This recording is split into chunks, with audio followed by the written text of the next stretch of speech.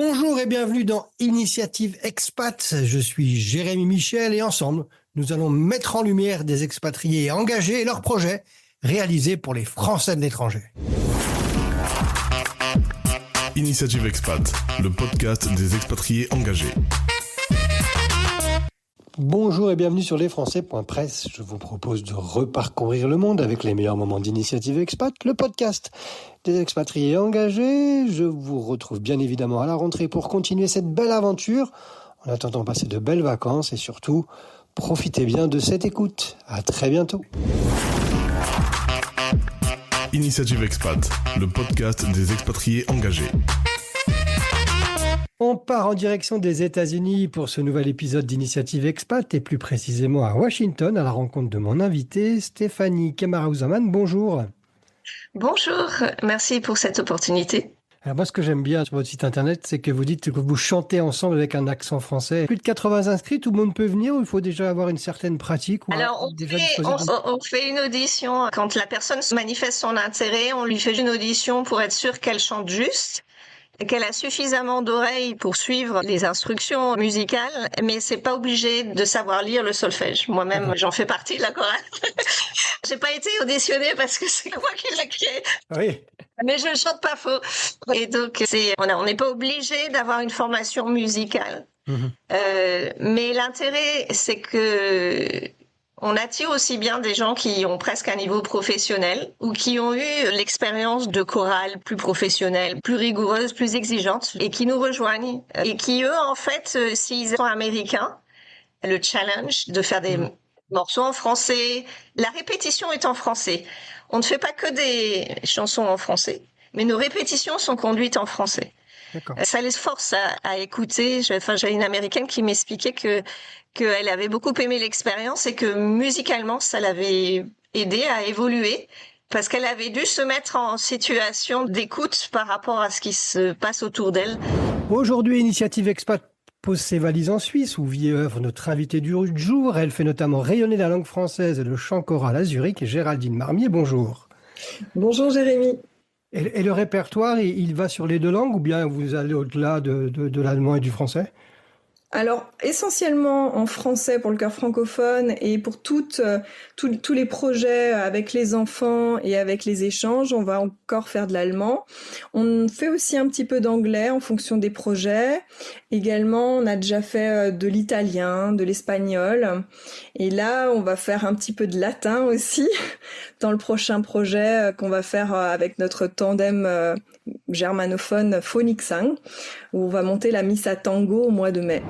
Direction le Sri Lanka et plus précisément la ville de Kandy pour retrouver mon invité Paul Rochelemagne, le directeur de l'Alliance française. Paul, bonjour. Bonjour.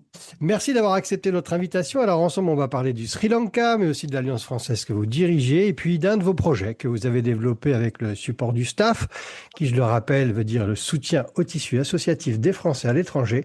Est-ce que la médiathèque aujourd'hui, elle est ouverte au public? Et si oui, qu'est-ce que les visiteurs peuvent y découvrir? Alors oui, la médiathèque est ouverte au public. Alors le projet, c'était que donc moi, quand je suis arrivé, là en fait l'espace, il n'y avait pas vraiment de médiathèque, il y avait plus un espace, un coin lecture qui a beaucoup bougé d'endroits au sein du bâtiment. Donc mon idée, c'était de le refixer à un endroit et de vraiment créer un espace pour la bibliothèque qui soit uniquement dédié à ça. Donc ça a été le projet. Et donc ça a été un projet de refonte totale avec la création de nouveaux meubles, donc avec du travail artisanal, c'est-à-dire vraiment sur mesure par rapport au bâtiment pour optimiser l'espace, parce qu'on n'a pas tellement d'espace. Et créer aussi un espace plus moderne, plus accueillant. Donc on a fait des travaux, on a cassé un mur pour étendre un espace. Enfin, ça a été tout un travail. Et l'objectif, ça a été vraiment de créer de donner quelque chose de moderne, très accueillant pour les étudiants, très lumineux. On a travaillé d'ailleurs avec une entreprise franco-sri-lankaise qui produit du carrelage artisanal, donc fait main. Donc ça aussi pour travailler un peu avec l'écosystème français. Je trouvais ça intéressant qu'il y ait une démarche et puis c'est aussi une démarche écologique. Et donc aujourd'hui, la bibliothèque, oui, elle est accessible à toute personne qui veut venir la découvrir. Ravi de vous retrouver pour ce nouveau numéro d'Initiative Expat. Aujourd'hui, cap sur l'Espagne et plus précisément à Barcelone pour partir à la rencontre de deux Françaises engagées au service de la francophonie et de l'enfance. Mes invités du jour, la présidente de l'association Mosaïque, Elena Thuillier, et Tiffaine, qui est actrice et comédienne. Bonjour à vous deux. Bonjour. Alors, je vais commencer par Elena, si vous le voulez bien, avant de parler de Mosaïque. J'aimerais revenir un peu sur votre parcours personnel, un petit peu de curiosité. Qu'est-ce qui vous a mené à vivre aujourd'hui à Barcelone? Un ras-le-bol, un ras-le-bol, un besoin de soleil, de plage et de liberté. Eh ben, écoutez, je pense que déjà la carte postale est parfaite. J'ai envie de venir vous rejoindre. Mais peut-être que vous, Tiffaine, qui êtes aussi expatriée en Espagne, dans votre quotidien barcelonais, est-ce qu'il y a des choses qui vous semblent encore compliquées dans votre vie de tous les jours en Espagne? Oh non, au contraire, je trouve plus de facilité. Je suis maman de 2 enfants et je trouve que c'est le cadre idéal pour vivre avec des enfants à Barcelone. En route pour l'Australie, je vous emmène aujourd'hui à Brisbane, où réside mon invité, Fabien Leluer. Bonjour. Bonjour Jérémy. Et la France soutient une de vos initiatives que le Brisbane Pétanque Club propose à travers le dispositif STAFF, qui est un fonds, je rappelle, dédié aux associations de Français à l'étranger. Vous allez organiser un tournoi international de pétanque là-bas. Est-ce que vous pouvez nous dire concrètement comment ça va se passer? Et puis, peut-être qu'il y a des inscriptions à se faire ou autre. Voilà, dites-moi un petit peu, présentez-nous un petit peu cette journée, ce tournoi international tel que vous l'intitulez dans votre programmation. Oui, donc c'est vraiment un tournoi international. Ce sera la 4e cette année. Ça avait commencé en 2023 sous l'égide du président de l'époque, Pascal, qui est toujours ici et qui participe toujours au club. Et il avait mis ça en place pour un peu attirer des nouvelles personnes, faire venir des gens dans le Queensland et sur la Gold Coast. Donc la première année, on avait eu Damien Euro, donc qui a été champion du monde français. On avait des champions du monde thaïlandais également cette année-là. Beaucoup d'équipes qui viennent d'Océanie, donc des Calédoniens, des Néo-Zélandais, des Tahitiens. On a eu des équipes de Cambodge. Donc vraiment international. Voilà. Ça vient également de toute l'Australie. Les meilleurs joueurs australiens généralement viennent pour participer à cette compétition. Donc cette année, ce sera la 4e édition. On est complet. Voilà, on a 40 équipes. On a une grosse liste d'attente également. Ce sera sur 2 jours. Initiative Expat vous embarque aujourd'hui pour le Canada et plus précisément pour le Québec où se trouve mon invité Morgane Fillot. Bonjour. Bonjour. Outre vos activités professionnelles, vous présidez les Bretons du Québec. Quel est l'esprit de cette association? Depuis quand elle existe aussi? Et puis quel type d'événements vous organisez tout au long de l'année? L'association existe depuis 2018. Il y avait une autre association qui existait jusqu'en 2005-2010. Ça a périclité, on a repris ça en 2018. On était un petit groupe et depuis, on a continué. Il y a eu des départs et des nouveaux arrivés. Mais l'idée reste de faire rayonner la Bretagne au Québec en faisant des événements. Donc là, on commence à avoir différents événements, par exemple des tournois de palets tous les mois, des apéros pour avoir cet esprit de convivialité, que les gens se rencontrent et que nous aussi on garde cet esprit de communauté tout en étant très ouvert pour tout le monde. Mes moments préférés, c'est les fest-noz qu'on organise. Depuis plusieurs années, ce sont des moments vraiment de convivialité, de musique et de plaisir en danse et en musique. Direction l'Argentine pour ce nouvel épisode d'Initiative Expat. On part à Buenos Aires à la rencontre de mon invité, Jérôme Guyot. Bonjour. Bonjour Jérémy. Alors vous êtes un Français expatrié, Jérôme, et dans votre quotidien à Buenos Aires, qu'est-ce qui est facile et qu'est-ce qui peut encore vous surprendre à l'Argentine, voire vous compliquer la vie, même si ça fait déjà quelques années que vous y résidez? Quand on arrive en Argentine, on est assez surpris parce que quand on voit l'Amérique latine, on imagine que c'est complètement différent avec le côté latino. Et bon, c'est mon avis, hein. Et en fait, l'Argentine est une ville européenne. On dit toujours que c'est une espèce de mélange entre Madrid et Paris. Il y a des quartiers qui ressemblent à Paris.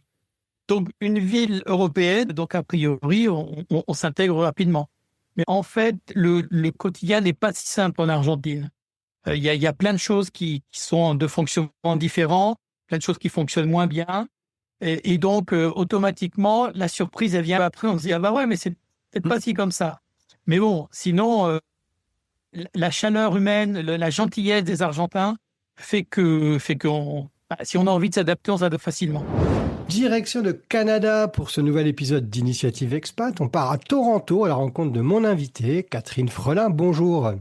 Bonjour. Pour celles et ceux qui souhaiteraient venir s'installer à Toronto, qui nous écoutent aujourd'hui, qui envisagent de s'expatrier, quels conseils vous pourriez leur donner, celui que vous auriez aimé avoir avant de vous y installer? Déjà, le premier conseil que je dis, c'est quand on s'expatrie, il faut aimer l'aventure, quoi. Si on part en pensant que ça va être comme dans notre pays et qu'on a des idées bien reçues, ça se passera pas comme ça. Donc, il faut être dans l'état d'esprit de ça va être l'aventure et puis il faut accepter le fait que ça sera l'aventure, on peut pas tout contrôler. Et puis surtout dans le contexte de Toronto, il faut pas s'énerver. Ça, c'est quelque chose que les Français ont du mal à comprendre. On est dans une culture de confrontation. En France, c'est celui qui crie le plus fort qui gagne. Ici, il faut absolument pas faire ça. C'est une culture anglophone. Il faut absolument pas s'énerver. Je le dis tout le temps aux nouveaux arrivants et personne ne me prend au sérieux, mais c'est absolument capital.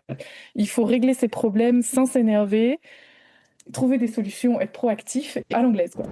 Direction le Burkina Faso pour ce nouvel épisode d'Initiative Expat. Nous partons à Ouagadougou à la rencontre de mon invité, Bassiono Janvier, chargé de projet de l'association Semanti.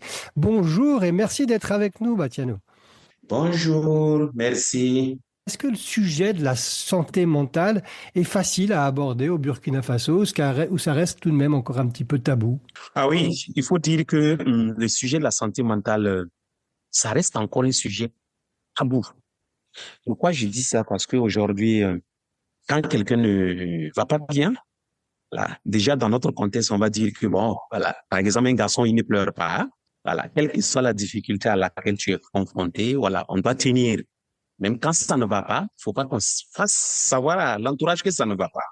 Voilà. Et alors qu'intérieurement, tu souffres. Voilà. Et c'est un sujet tabou parce que aller demander de l'aide, ne serait-ce que pour se faire écouter, avoir des conseils, tout. Partager ton vécu difficile, c'est un peu compliqué. Alors, ce n'est pas dans les habitudes des gens.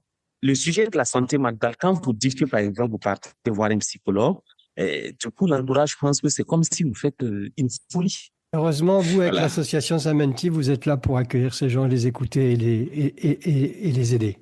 Tout à fait. Donc, nous sommes là pour sensibiliser plus la population donc, sur la question de la santé mentale. Direction le Cameroun pour ce nouvel épisode d'Initiative Expat. Nous partons à Douala à la rencontre de mon invité Badal Fomo de l'association Classe Pro. Bonjour Badal et merci d'être avec nous. Bonjour, merci beaucoup pour l'invitation. Tout le plaisir est le nôtre. Vous portez le projet Critique Kids, d'ailleurs qui a été soutenu par le STAF. Je rappelle que le STAF est le dispositif d'aide et de soutien de la France pour les associations dans lesquelles sont actifs des Français à l'étranger. Est-ce que vous pouvez nous expliquer ce qu'est exactement le programme Critique Kids, c'est former une génération critique et citoyenne et à quels enjeux finalement répond ce projet? Oui, Critique, on a voulu le développer parce que c'est un projet qui compte réellement pour nous. Je rappelle que c'est un projet qu'on a développé, ça fait 2 ans aujourd'hui. Et donc, on a la chance de l'implémenter cette année et c'est réellement une chance. Donc, Critique, c'est un projet qu'on a développé pour mettre en avant, pour essayer de développer les compétences critiques, développer l'esprit critique des jeunes encore au lycée parce que déjà, les enfants, ils sont confrontés à développer leur esprit critique dès la maternelle où ils découvrent les images. Au primaire, on apprend un peu à réfléchir. Au secondaire, où on est face aux médias, comment avoir sa propre perception des choses, des infos et tout. C'est vrai que le projet, il est destiné aux Français de l'étranger, mais on a bien aussi voulu associer des Camerounais puisque nous sommes Cameroun et donc on aura des activités avec des jeunes Français, des jeunes Camerounais et puis on aura aussi une activité conjointe pour un peu développer l'interculturalité. On part en direction du Chili pour ce nouvel épisode d'Initiative Expat à la rencontre de mon invité Nicolas Perinetti. Bonjour. Bonjour Jérémy. J'ai envie d'aller un petit peu plus loin. S'il n'y avait pas de contraintes budgétaires ou logistiques, quel serait le projet un petit peu fou que vous voudriez mettre en place avec Prisma France? Parce que déjà, une tour Eiffel au Chili, c'est pas mal. Des idées, c'est pas ça qui me manque. On a toujours beaucoup d'idées et beaucoup d'envies. Après, il y a une réalité, il faut être consciencieux. On parle que de fonds publics, on parle d'une chance de pouvoir avoir ce soutien de la France sur une mission qui touche vraiment de la France, mais qui est quand même extérieure au pays. Donc, on va toujours réussir à présenter des idées qui mêlent l'utilité, l'efficacité économique et servir une cause, une idée un peu plus grande, un peu plus folle. Est-ce qu'il y aurait là tout de suite des idées encore plus folles pour aller plus J'ai pas loin? dit que la Tour Eiffel était une idée folle. J'ai dit quel projet fou vous verriez mettre en place. C'est pas la même chose.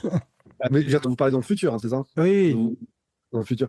Disons que on a pas mal d'idées, mais qui vont toucher plus des nécessités directes entrepreneuriales pour les Français. Tout ce qui est mise en relation, on est beaucoup dans le digital aujourd'hui, donc il y a beaucoup de choses dans cet endroit-là qu'on veut faire. Mais en coulisses, dans le cadre de Prisma et en dehors du fonds staff, on travaille sur des idées originales d'événements. Nous, on a décidé de créer 2 événements en signature, qui est un événement B2B et B2C. Donc, le B2B, c'est Synergia, et c'est cet événement qui réunit toute la Team France et aussi les chambres de commerce internationales, d'autres ambassades, parce qu'on travaille beaucoup sur la francophonie. Et aussi, par exemple, la guinguette. Voilà, on est en train d'apporter le concept du bal de la guinguette, porté par la boulangerie Paname, des boulangeries de Français ici au Chili. Et la guinguette, c'est vraiment importer tout l'esprit français, le bal musette, les cours de danse traditionnels, avec le marché, avec cette petite feria, avec tous les produits traditionnels français. C'était lesfrançais.press.